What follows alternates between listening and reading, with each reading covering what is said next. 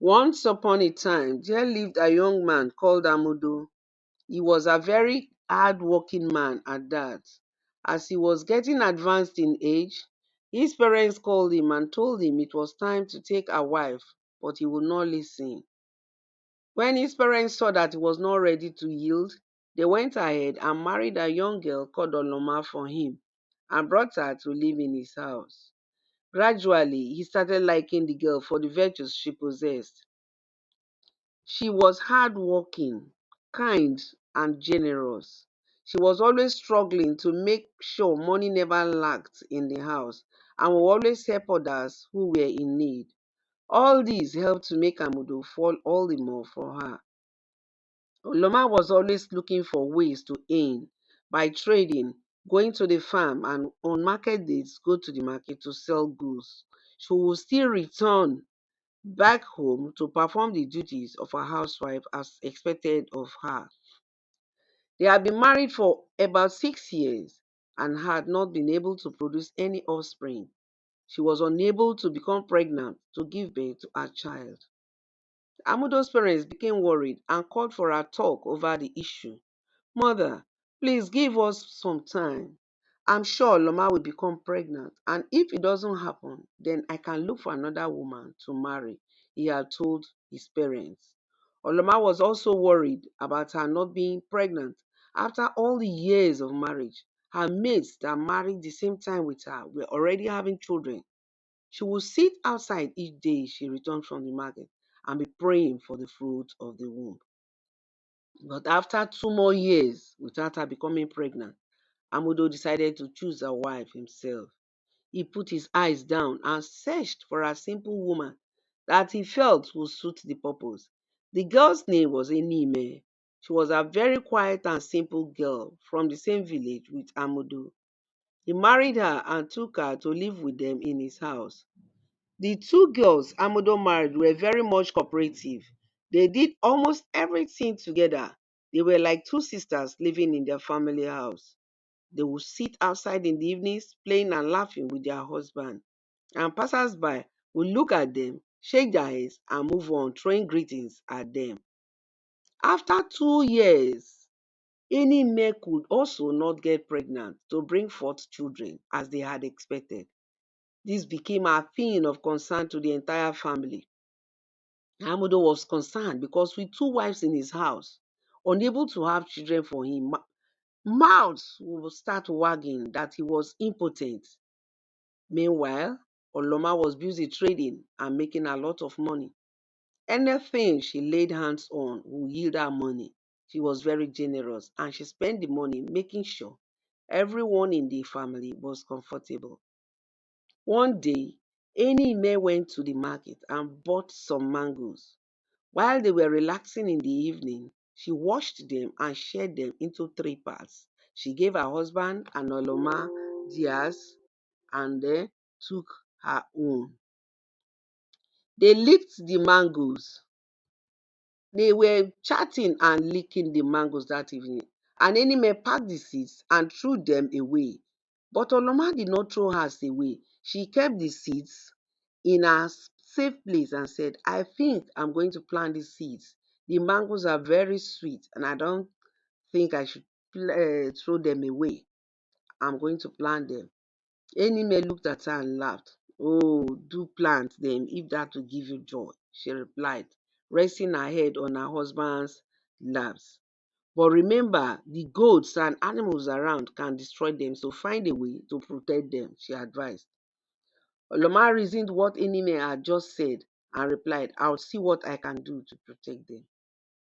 The next morning, Oloma planted the seeds before leaving for the farm. About a month later, the seeds had germinated and were doing fine. The leaves were fresh and greenish. Oloma was very happy. But that evening, when she returned home from her daily trade, she discovered the mangoes had been destroyed by animals. She could see their footprints on the ground. It was only one that was left still standing. She was furious and went inside to tell Enime and her husband. But I cautioned you before you planted it, didn't I? Enime asked. These animals are destructive. What I want you to do now is to find something to protect the one remaining, her husband advised. Come and take this old basin of mine, remove the bottom and place it over the mango plant to protect it from the animals. It will be growing from the middle and the animals cannot get to it, Enime offered, collecting an old white basin nearby to give to Oloma. Thank you, Enime, for your kindness and understanding, she said. I am so happy that you've given me a basin. She collected the basin and went off. Amudo was very happy that his two wives were cooperating and prayed within him that God should give them children. Few years later, the mango had grown into a very big and well-producing one. It had grown very fast and the fruits were very juicy and sweet. The species was a very good and uncommon type, and none of its type was in the environs and in the entire village. People started coming from neighboring villages to ask Oloma to sell some to them. They would buy, go and come back. The tree was just bearing fruits, juicy ones as if it was by magic. It became a major source of income for Oloma. She became very rich through it and she would buy expensive things for the house decorating everywhere. This made her husband to be praising her, but this did not go well with Oloma second, Enime. How is it possible for Oloma to become a rich woman through the mango I bought with my own hard-earned money? She asked herself one day. She even used my basin to protect it, and it has grown so much to make her as rich as she is now. While I that own everything, I bought the mango, I gave her the basin, has nothing to show for it. She wondered inside her. Oh, then she muttered aloud, by right, that mango tree and basin belongs to me, and I must do something about it. I cannot allow someone else to take my good luck from me. Impossible, Enime said. That evening, while they were all relaxing outside, Enime said, Senior wife, which was her way of addressing Oloma being the first wife. I think it's time I collect the basin I gave to you to protect that mango tree years ago. What? Exclaimed Amudo, their husband, getting up from the chair he was sitting. You heard me right. I need my white basin and I don't want any part of it broken or destroyed. Please, latest by tomorrow morning, she added. Shocked by what Enime had just said, the two of them stared at her as though she was from another planet. Enime, my wife, Amudo said, how can you tell Oloma to give you back the basin you gave her many years ago without any part of it being destroyed, when you know the basin is old and rotten? Moreover, the basin is stuck to the tree and cannot be removed except the basin is destroyed or the mango tree cut down to remove it. Oloma was shaking like a leaf blown about by the wind because the mango tree had become her major source of income, and any harm done to it would bring her down. The mango tree was her pride now. She started to plead with Enime. Enime, please, please, I will buy you another basin. I will buy you a new one. But Enime was shaking her head in refusal. All right, I will buy you more than one, pleaded Oloma. But Enime's heart was heavy and hardened. She was not agreeing to whatever the two were saying. I'm done with talking about it. Please, it's late now. But first thing tomorrow morning, like I said, I need my basin, she said, and left them. When she had left, Oloma and her husband were left outside. Oloma was crying her mind out in turmoil as to the destruction of the mango tree because of her basin, an old one at that. What kind wickedness is this? She cried within her. Don't cry, Oloma. I will go to my parents as early as possible in the morning for them to talk to her, and I am sure she will change her mind. The next morning, Amudo went to his parents' place and told them what was happening. Were they quarreling? His father asked. No, father, everything is fine, so I don't know what made her come up with this kind of thing suddenly, he replied. This is strange. That tree has been bringing a lot of money to the family. Why did she come up with such an idea suddenly? His mother asked. I don't know, mother, Amudo replied. This is pure wickedness. His mother, who was a blunt woman, said, this is complete jealousy of the highest order. She added, let's talk to her first, chipped in their father. Enime was invited by her parents-in-law. They talked to her to allow the tree to remain and another basin would be bought for her, but she still refused. The village elders were brought in to talk to her, yet she would not succumb. Even the villagers went to talk to her, but no way would she accept. She wanted her basin with no destruction done to it, period. When no one could make her change her mind, they left her alone, and that same day, experts at sawing trees were invited to cut down the tree. Olama was crying. Many villagers who loved the mango fruits were crying. They wondered what she wanted to do with the rotten basin. At last, the tree was cut down, and all the fruits were scattered everywhere. Oloma told everyone present to pick as much as they could, and the rotten basin was handed over to Enime. Enime collected the basin and broke it into pieces, then threw it into a nearby rubbish dump to the disgust of the onlooking villagers. This is cruelty and pure jealousy, many of them concluded in their minds. Later, everyone left with a bad feeling for Enime, and from that day on, Oloma's source of income closed. Things were hard for some time until she sorted out another trade route. 3 months later, Enime became pregnant, and the dampened atmosphere in the house and village lightened. Everyone was happy Amudo was going to have a child at last, and the incident was thrown at the back of their minds. 9 months later, Enime gave birth to a bouncing baby girl. She was very beautiful, and her father named her Adamma, meaning first daughter of beauty. Everyone was happy, and gifts were pouring in from different friends and well-wishers in the village. Amudo's heart was filled with joy that knows no bound, and he was happy that at last no one would regard him as being impotent. His parents were happy, and they brought in different gifts for Adoma. There was peace once more restored in the household and family. Oloma, who had been down since the event of the cutting of the mango tree, saw things in a different light now. She had seen that there was no love within any man's heart and started to be more of herself. She was no longer behaving as she used to do with any man. When she gave birth to Adama, she was very happy, but could not do more than just that. She went to the market and bought an expensive necklace for Adama. Everyone loved the necklace and they wore it on her. It had no clip, just one through the head. Oloma did not have children of her own, but she was living her life without any problems to the family, struggling every day to make sure things are all right in the house. And she got richer and richer. The riches she would have gotten during the time she was having a mango tree in her life came back to her. This aspect of Loma's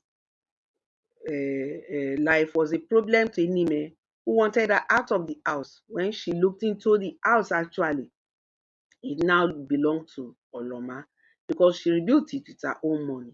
So she tried all she could to make the house a living hell for Oloma day in and day out. She would turn to Oloma every day with the child, but Oloma did not care. She loved the baby because her husband had at last gotten a child.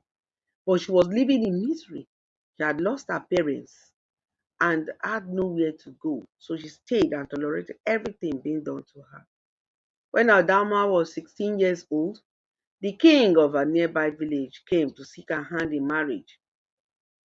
While the preparation was going on, Edime called Adama and looked at her and laughed. This is my baby.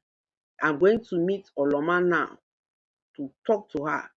She now went to Oloma and said, Oloma, you have to leave this house.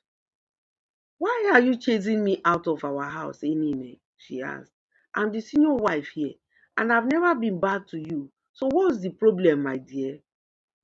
Don't you dare me, Enime asked. You are childless, a childless woman at that. I want you out of this place. Do you understand? What has she done to deserve all this? Enime asked Amudo, their husband. But Enime, who was the one controlling Amudo now, because of his strong love and attachment to their child, Adoma, turned to him and said, "Will you get out of this place?" Ah, Oloma was shocked to see her husband just there. And he could do nothing. Enime was not in control. Amudo quietly walked away from the house, leaving the two women behind. Hmm. 2 days later, when it was getting to the time of Adoma's wedding, Enime started throwing Oloma's properties out of the house. And the villagers stood watching scornfully. Suddenly, it started to rain, and every one of the villagers took shelter. But Oloma's properties were outside. So Oloma was under the rain. The rain was heavy, and Oloma, standing outside the house under the rain, was crying and helpless.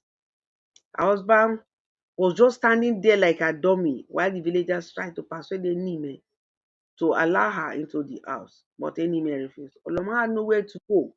She had no child, no family, and felt everything was lost. She looked up to the sky and cried with a heavy heart and turned to look at Enime. She took a deep breath and nodded. "I have one more property left to take so that I can leave this house," she said, crying from the bottom of her heart. "Good," Enime declared. "State what your property is and let's get it. Give it to you, and then out of this house you go, you barren and wicked woman. I don't want you to affect my daughter with your barrenness." The villagers were sad to see Oloma passing through such treatment from Enime.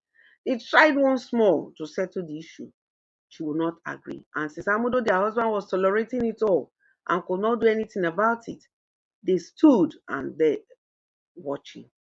"I want the necklace I gave to your daughter Adaoma many years ago, and I don't want anything to spoil or damage it. Just give it to me the way it is, and I will go my way," she said, and stood waiting for her property. "What?" Enime shouted. "No, you can't have it. How do you expect me to do that when it cannot pass through my daughter's head anymore? She has outgrown it and it has to be cut. I want my necklace back the way it is. I cut my mango tree down and gave you back your basin, didn't I?" she asked. "I want my necklace back, whole and intact, that same way." It was terrible. The whole villagers knew what had happened many years ago had come back to catch up with the maker. Irime begged and begged. She fell on her knees in tears. The king that wanted to marry Adoma also did the same, and every other person tried, but Oloma refused. She had been badly hurt and desperate, and now no turning back. The king was beyond words. The kind and good-natured Oloma had been turned into a desperate woman, and she must have her way. Her husband seemed to have snapped out of his slumber and tried his best to persuade Oloma, but Oloma refused. Finally, Adoma was killed and the necklace given back to Oloma. Oloma collected it, destroyed it, and threw it on the ground, the same way Oloma had done to the rotten basin many years back. This is a big lesson to everyone. Never allow envy to drown your thinking, and do unto others as you would want them to do unto you. That is the end of the story. Don't forget to subscribe, like, and share the videos so that you'll be among the first to get a new one each time it is released. Thank you.